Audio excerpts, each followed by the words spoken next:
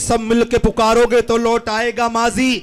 आओ मेरी आवाज में आवाज मिला दो, ये खामोश मिजाजी तुम्हें जीने नहीं देगी। इस दौर में जीना है तो कोहराम मचा दो। ऐलान करके जा रहा है कि हम एक होंगे तो सब कुछ उथल पुथल होगा। हम एक होंगे तो सब कुछ उथल पुथल होगा। जो अपने मुंह से निकलेगा वही अटल होगा। अपने बिखरे हुए मोहरे समेट लो, फिर जो बन के बैठा है अकबर वो बीरबल होगा इंशाअल्लाह। के कानों तक ये आवाज पहुंचाओ कि हमारी कौम का एक बेटा जिसको पूरा भारत रईस कुरैशी के नाम से जानता है, वो एमआईएम के मंच पे हाजी ताहिर के लिए खड़े होकर ऐलान कर रहा है कि सिहा रात का मंजर बदलने वाला है, शहर करीब है, सूरज निकलने वाला है, और अब तक तूने जिसे जकड़ के रखा था जंजीरों में वही मेरा पैर तेरा सर कुचलने वाला है, तेरा सर कुचलने वाला है। अब डरने वाले नहीं है, डराने वाले नहीं है। अरे याद रखना, जो अल्लाह से डरता है वो दुनिया की किसी चीज से नहीं डरता। आइए, मैंने पहले भी कहा ये जोश अच्छी बात है, जोश होना चाहिए, ये जोश ही आपकी पहचान है। लेकिन इसी जोश के बदले में आपको यहां गुनहगार बना दिया गया था। इसी जोश के बदले में आपको देश का गद्दार बता दिया गया था। अरे हमें देश का गद्दार बताने वालों, कान खोल के सुनो, 5 वक्त मुसलमान इसी जमीन पे सजदा करता है, इसी जमीन को चूमता है, और मरने के बाद जब कब्र में जाता है 3 मुट्ठी मिट्टी डालता है, तब भी दुआ करता है अपने रब से, मिनहा खलकनकुम वफीहा नुईदुकुम वमिनहा नुखरिजुकुम तारतन उखरा। ऐ अल्लाह, तूने इसी मिट्टी से पैदा किया, इसी मिट्टी में मिला दिया, और जब कयामत के दिन तू हमको खड़ा करेगा तो इसी मिट्टी से पैदा करना। अरे हम तो जीते जी भी इसी वतन के हैं, और मरने के बाद इसी वतन की मिट्टी को मां की गोश्त समझ के सोने का काम करते हैं। हमको गद्दार बताने वालों, अपनी आंखें खोल कर देखो। इसलिए दोस्तों, मैंने पहले कहा आपके बीच में शेरे महाराष्ट्र जिसने एक पैगाम दिया था इस उत्तर प्रदेश को, इस दिल्ली प्रदेश को, इस भारत की सरकार को, कि अगर तुम लोग आग लगाने का काम करोगे, अगर तुम बांटने का काम करोगे, तो इम्तियाज जलील ने कहा था कि झोपड़ी हवेली सबका मुकद्दर फूट जाएगा, झोपड़ी हवेली सबका मुकद्दर फूट जाएगा अगर ये साथ हिंदू मुसलमान का छूट जाएगा। ये इम्तियाज, आपको भी इज्जतदार बनना है, वरना याद करो इसी देश के अंदर, इसी देश में एक समाज ऐसा रहता था जिसको आप और मैं जाटव समाज कहते हैं, दलित समाज कहते हैं, जिसने इस भारत के अंदर इतने बुरे दिन देखे थे कि भारत के अंदर किसी समाज ने इतने बुरे दिन नहीं देखे होंगे। उनके गले में हांडी बांधी जाती थी, अगर ये थूकेगा तो इसके थूक से जमीन नापाक हो जाएगी। उसकी कमर से झाड़ू बांधी जाती थी, अगर ये चलेगा इसके पैरों के निशान से ये जमीन नापाक हो जाएगी। उसके हाथ का छुआ कोई पानी नहीं पीता था, उसको मंदिर में घुसने नहीं दिया जाता था। अगर कुत्ता चला जाता था तो देवी देवता नापाक नहीं होते थे, लेकिन अगर दलित भाई चला जाता था तो देवी देवता नापाक हो जाते थे।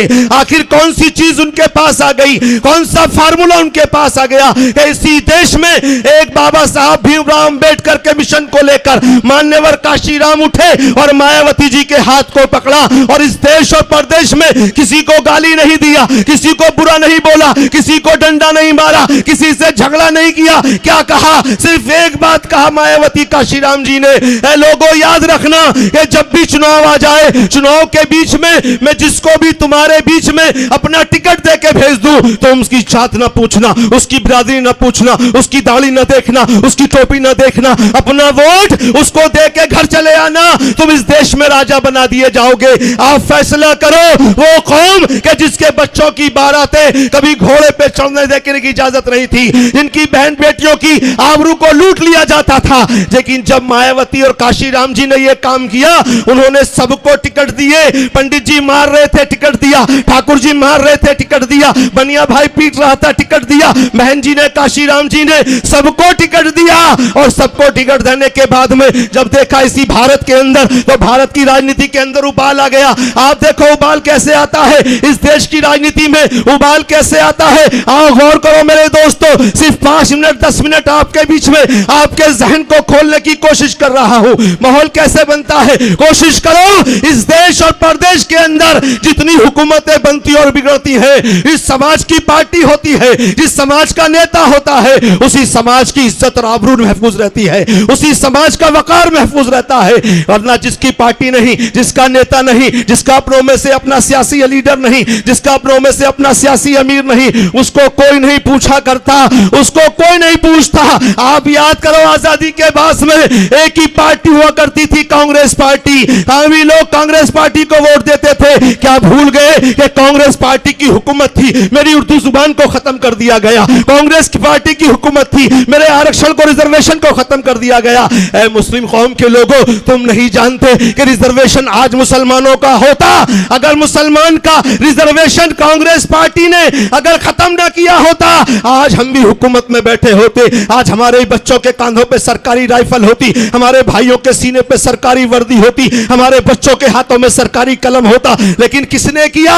यही जालिम कांग्रेस ने किया। इसी कांग्रेस की ज़ेरे हुकूमत में हमसे हमारा रिजर्वेशन छीन लिया। और आज कहते हैं असदुद्दीन ओवैसी जो आया है, ये वोट काटने के लिए आया है, ये एमआईएम पार्टी खड़ी हुई है, ये सिर्फ मुसलमानों की बात कर रही है। मैं आपके द्वार में छोड़ता हूं, ऐ मेरी कौम के लोगों, और जो मेरे हिंदू भाई भी मेरी आवाज को सुन रहे हैं, गौर से सुनो। आजादी के बाद में जो लोग हम पे इल्जाम लगाते हैं कि ये एमआईएम वाले सिर्फ मुसलमानों की बात करते हैं, गौर से सुनो हिंदू मुसलमानों, जितने भी मेरी आवाज को सुन रहे हो, याद करो आजादी के बाद में इस देश के अंदर मेरी कौम का एक बेटा था जिसको पूरी दुनिया मोहम्मद अली जिन्ना के नाम से जानती है। मेरी कौम का बेटा था, उसने पाकिस्तान बनाया था और इस देश के मुसलमानों से कहा था, आपके और मेरे आबाओ अजदाद से कहा था, आओ मुसलमानों, हमने तुम्हारे लिए पाकिस्तान ले लिया है। लेकिन मैं सलाम करता हूं, इसी दिल्ली की जामा मस्जिद में खड़े होकर आपके और मेरे बड़े बूढ़ों ने कहा था, ऐ जिन्ना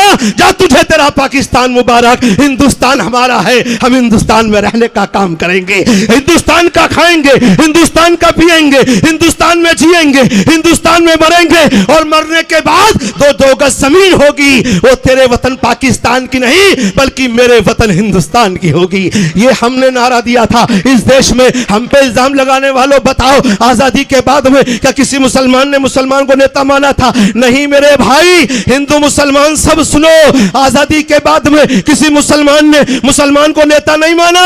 हमने पंडित के बेटे जवाहरलाल नेहरू को नेता माना था, हमने ठाकुर के बेटे राजा विश्वनाथ प्रताप सिंह को नेता माना था, हमने जाट के बेटे चौधरी चरण सिंह को नेता माना था, हमने यादव के बेटे मुलायम सिंह यादव जी को नेता माना था, हमने दलित की बेटी मायावती जी को नेता माना था। अरे 74 साल हो गए देश को आजाद हुए, आज जब हमको हक और इंसाफ नहीं मिला, आज मजबूरी है कि असदुद्दीन ओवैसी और ओवैसी के सारे साथी आज सर पे कफन बांध के निकले हैं कि इज्जत से दिए तो जी लेंगे या जामे शहादत पी लेंगे। लेकिन इंसाफ की बात है, अब इंसाफ की बात होगी, अब हक की बात होगी, अधिकार की बात होगी। इसलिए मेरे दोस्तों, अगर अपना अधिकार लेना चाहते हो, अपने हकूक लेना चाहते हो, अपनी बहन बेटियों की आबरू को महफूज करना चाहते हो, तो आपको एकबस्ता होना पड़ेगा, एक सफ में आना पड़ेगा। आपको एमआईएम के प्रत्याशी, आपको भाई ताहिर के साथ खड़ा होना पड़ेगा।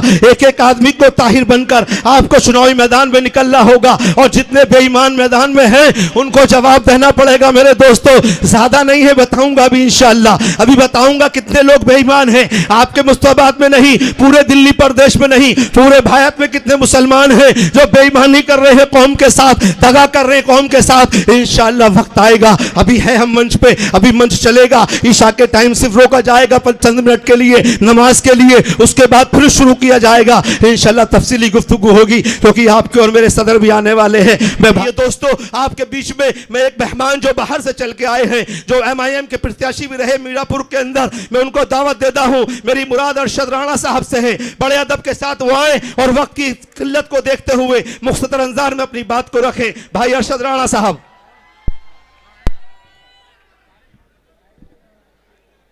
सम्मानित साथियों, अस्सलाम वालेकुम, अस्सलाम वालेकुम। मज्जासीन और हमारे सभी आदर्श लीडर और हमारी बहन शायद यहाँ मौजूद है, हाजी ताहिर साहब की वाइफ और उनके बेटे, उनको मुबारकबाद कि वो इस कश्मकश में इतनी बड़ी जिम्मेदारी को अपने कंधों पर इसलिए उठाकर आपके साथ कंधे से कंधा मिलाकर चलने के लिए तैयार है, क्योंकि आप कलमाए ला इलाहा इल्लल्लाह वाले हो। साथियों आपको बताऊं कि मीरापुर के चुनाव में आपने देखा होगा जंगल राज क्या रहा है, लेकिन साथियों हम डरने वाले नहीं है, क्योंकि हम मजलिस वाले हैं, हम किसी के घर में नहीं रहते। हम बता रहे हैं कि अगर आपने इस बार चूक कर दी, अगर आपने इस बार इतिहास में से अपना नाम हटाने की कोशिश कर ली, तो साथियों इतिहास में से पन्नों की तरह फाड़ दिए जाओगे। ना कोई तुम्हारा नाम लेने वाला रहेगा, ना कोई तुमसे पूछने वाला रहेगा, ना तो कोई तुम्हें याद दिलाने वाला रहेगा। अगर रहेगी बाकी तो खुदा की रहमत जो तुम्हें हर वक्त बचा के रखेगी। तो साथियों मैं आपके बीच में एक बात जरूर कहने आया हूं, वोट हमारा, राज तुम्हारा, नहीं चलेगा, नहीं चलेगा। साथियों भूल गए क्या मीरापुर का नारा, वोट तुम्हारा और राज हमारा। अब यही चलेगा, यही चलेगा, क्योंकि हमारे बैरिस्टर असदुद्दीन ओवैसी जो हिंदुस्तान में नहीं बल्कि पूरी दुनिया के दिलों पर राज करते हैं, वो जय भीम जय भीम का नारा देकर सर समाज को साथ लेकर चलने की बात करते हैं। क्योंकि साथियों जब सर समाज के लोग आपके साथ कंधे से कंधा मिलाकर चलेंगे तो वो दिन दूर नहीं जो आपकी वोटों पर राजनीति करते हैं और आज आपकी गलियों में आवाज लगाने पर मजबूर हो गए बेचारे। 2000 देंगे, 3000 देंगे, 2500 देंगे। अरे बोलिए, लग रही है कोई मुस्तकबिल की बात ये नहीं कर रहा है कि हाजी ताहिर अंसारी जैसी शख्सियत जितने भी दिल्ली की जेलों में बंद है उनको छुड़ाएंगे। किसी ने कहा है साथियों? कहा है किसी ने? नहीं, नहीं कहा ना, क्योंकि उन्हें पता है कि इनको अधिकार मांगना नहीं आता, इनको हक मांगना नहीं आता। अरे बाबा साहब भीमराव अंबेडकर ने इस लोकतंत्र में हमें आजादी दी है। अगर प्रधानमंत्री नरेंद्र मोदी जी वोट डालेंगे तो कितने डालेंगे? एक वोट। एक रिक्शा चलाने वाला डालेगा तो कितने वोट डालेंगे? एक वोट। इस वोट की चोट को समझो साथियों। अगर तुम बहकावे में आ गए तो साथियों पछताओगे। मुबारकबाद उस बहन को, उन बच्चों को जिन्होंने जिम्मेदारी उठाई है, और इंशाअल्लाह आपकी जिम्मेदारी है कि आपको इस कारवे को पतंग पर इतना बटन दबाए, इतना बटन दबाए कि साथियों जो झूठे वादे करते हैं उनको भी इरादे नेक करने पर मजबूर होना पड़ जाए साथियों। क्योंकि वक्त की तंगदस्ती है। मेरे साथी पीछे से हाथ लगा रहे हैं, कह रहे हैं कि बहुत हो चुका, तो अब की बार पतंग, अब की बार पतंग, पतंग, अब की बार, अब की बार। हेलो साथियों पतंग, पतंग, पतंग, बाकी सब खत्म।